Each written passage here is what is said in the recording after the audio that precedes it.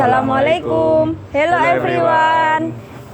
Introducing us, I would like to introduce our group members.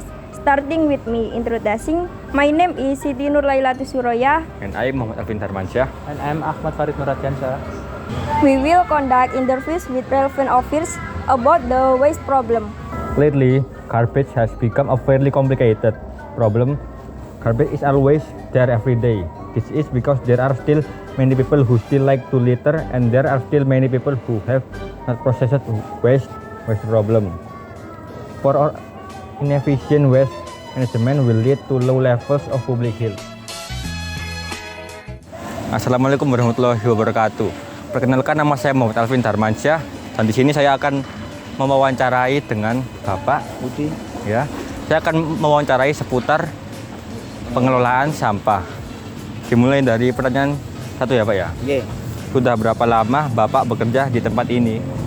Saya bekerja di tempat ini sudah 6 tahun. Oh, 6 tahun. Ya. Itu. Adakah suka dan duka di pekerjaan Bapak? Sukanya banyak ya. Okay. Kita bisa membantu masyarakat untuk pengelolaan sampah. Ya. Bagaimana kalau sampah tidak kelola, ini akan mengakibatkan kondisi TPA cepat penuh. Dukanya yaitu masyarakat, ada beberapa masyarakat yang sulit tentang mindset sampahnya dikelola. Jadi hanya dibuang begitu aja. Begitu. Oh, itu. Jenis sampah apa saja yang diperoleh dari lingkungan sekitar Bapak seperti lingkungan ini? Sampah itu dibagi ada beberapa. Ada plastik, ada kertas, ada karet, ada tulang, ada kaca, ada besi. Jadi klasifikasinya seperti itu. Juga ada jenis sampah organik. Itu aja yang kami kelola. Itu. Apakah Bapak pernah memisahkan sampah yang terurai dan sampah yang tidak terurai? Di sini sampah itu bermanfaat. Ya, sampah dibagi menjadi 3. Sampah organik, anorganik, sama residu. Yang terurai itu adalah semuanya terurai. Kenapa Bapak melakukan hal tersebut? Ya, karena kondisi kalau Pak Budi ini adalah suatu praktisi yang bergerak di bidang pengelolaan sampah. Itu. Menurut Bapak, siapa saja yang harus melakukan pemilihan sampah? Kalau menurut Pak Budi, kondisinya seharusnya semua masyarakat harus memilah sampah.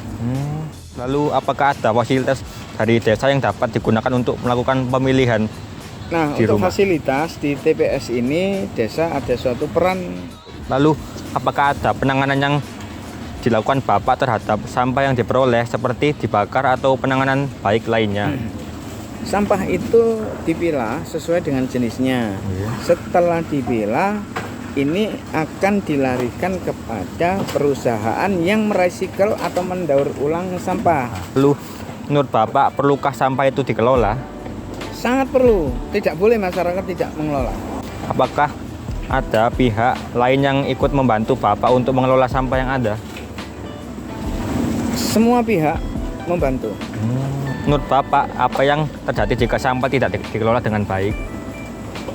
Sampah kalau tidak terkelola dengan baik, berakibat masyarakat itu akan membuang liar. Bagaimana saran Bapak mengenai pengelolaan sampah rumah tangga? Caranya sampah rumah tangga itu dihasilkan dari rumah tangga. Jadi peran serta masyarakat ini harus kondisinya selesai di rumah tangga. Baik, makasih ya Pak atas jawabannya. Cukup? Cukup. Baik, saya akhiri. Assalamualaikum warahmatullahi wabarakatuh. Assalamualaikum Bu. Mohon maaf mengganggu waktunya sebentar.